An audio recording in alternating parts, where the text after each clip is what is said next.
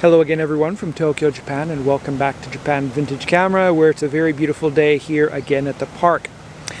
Quite a nice day now, but this morning when I was coming back from the gym, I was driving home and I stopped at the traffic light and my car started moving around a little bit. And at first I thought there was something wrong with my car, and then I realized, well, wait a second, this is Tokyo, Japan, it's probably an earthquake. So I went and I looked at the traffic signals, and I could see the traffic signal lights moving up and down and the poles moving back and forth, and sure enough, we were having a pretty good earthquake this morning. It's kind of an iffy thing here with the earthquakes. We have them fairly regular. We have like minor ones pretty much all the time. Every other week or so there's one that you will notice if you happen to be awake when it hits. And some of them are pretty strong, like the one this morning, and one we had maybe 3 or 4 weeks ago when my phone started, letting out earthquake alerts. It's like jishin desu, jishin desu, jishin desu, kind of startling sound. And normally the small earthquakes aren't too much of a concern, but a lot of people here are remembering back to 2011 when we had the really big earthquake, and I was here at that time. And prior to the earthquake in 2011, we had kind of a run-up of these, small to medium-sized earthquakes during the year. And of course, earlier that year, or I guess within a year before the 2011 earthquake in Japan, they had the big earthquake in New Zealand. So whenever we start to get these earthquakes kind of regularly, people start worrying that maybe another big one is coming. And they start stocking up on things like fresh water and batteries and toilet paper and stuff like that.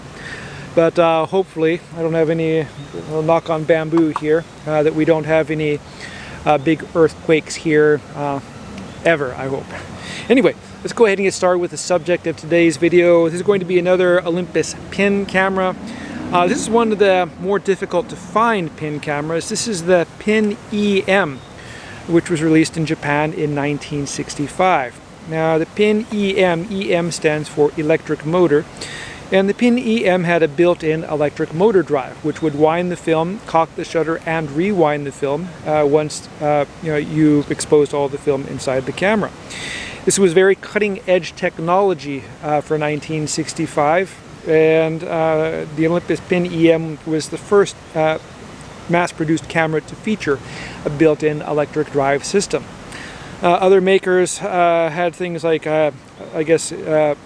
spring drives in their cameras. Ricoh made a spring drive camera, and of course a lot of these cameras like the old German robots and things like that. But by 1965, I guess Olympus thought that they had the technology to make a reliable motor-driven film camera. Unfortunately, they didn't. This is the 4th or 5th example of one of these cameras I've come across, and this is the 4th or 5th example of one which I've gotten which doesn't work.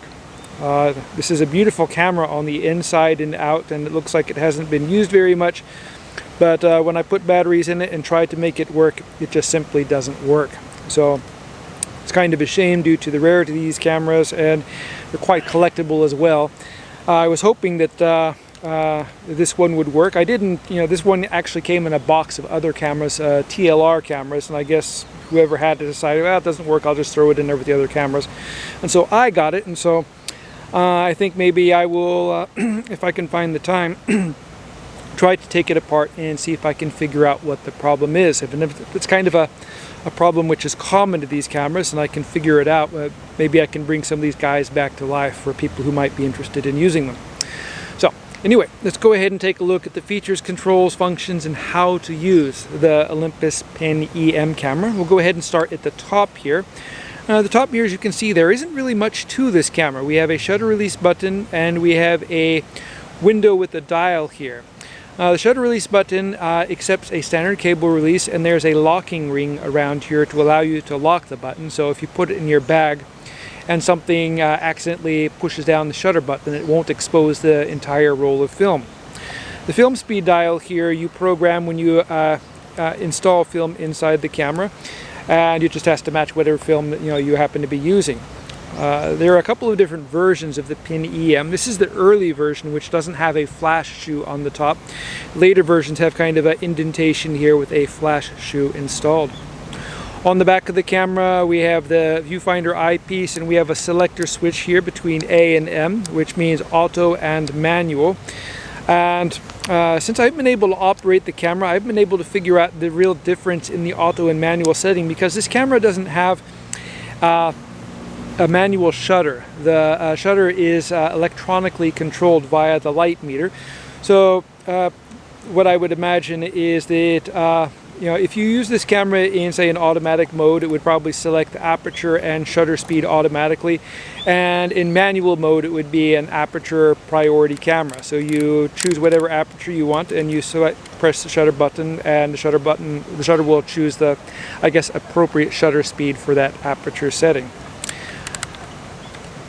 Located on the front here, we have the viewfinder window, and this camera has a surprisingly bright viewfinder, better than the ones which we see on the earlier Pen cameras, very similar to the one which comes on the Olympus Trip. Over here we have the eyepiece for the light meter. This has a battery-powered CDS light meter, which is more accurate than the earlier Selenium ones. Of course, here we have the Olympus Pen EM, always in red on these cameras. These were the most expensive Pen camera of their day, so I guess, you know, having that red EM let, you know, the other people know you had the best of the Pen cameras. Here we have the focusing ring on the bottom, and it's arranged in both meters and feet, and has a couple of detents here for 3 meters and 1.2 meters, and these are mainly the settings for, say, taking a picture of someone who is standing up and filling up the frame, so you can quickly preset to the 3 meter setting. And then if you want to shoot a quick portrait, just switch it to 1.2 and you're pretty much good to go. The aperture ring is located here, and this camera features a really nice, what they call f/Zuiko 35mm f2 lens, which puts it kind of like maybe somewhere in like the 40mm range for a normal 35mm format. The standard lens on these Pen cameras was usually, say, somewhere around 28mm to 38mm, depending on the version. The wider angle ones were, say, the 25mm, which came in the Pen W, and also the 20 or 25mm lenses, which were available for the Pen F series. The f/Zuiko lens, for the letter here, for each number of the letter A, B, C, D, E, F. So A, B, C, D, E, F. That means this is a 6-element lens. If it were a G lens, it would be a 7-element lens. And there was actually an H/Zuiko lens for what was that? The Olympus Pen wide 35mm camera, an 8-element lens, which was their most sophisticated one. But this is a very wonderful 6-element lens and an excellent performer, on the condition you can find one of these cameras which actually works. On the bottom here we have some important controls. Of course, we have the switch which opens the battery door, and this camera takes, when it works, 2 AA size 1.5 volt batteries, and we have a latch here to open and close it. Remember, when you put in the batteries, that the positive poles of both batteries must face toward the bottom. A lot of people might try to put it in the other way, like you do in a flashlight or something, and kind of stagger it, positive and negative. Here, both positive poles have to be facing the same way. I guess that puts the cameras in series and gives it a good 3 volts to the electric motor.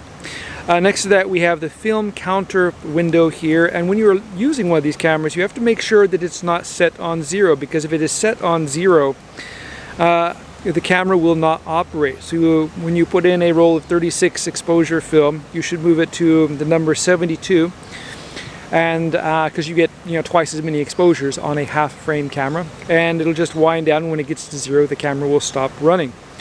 And here we have the rewind button.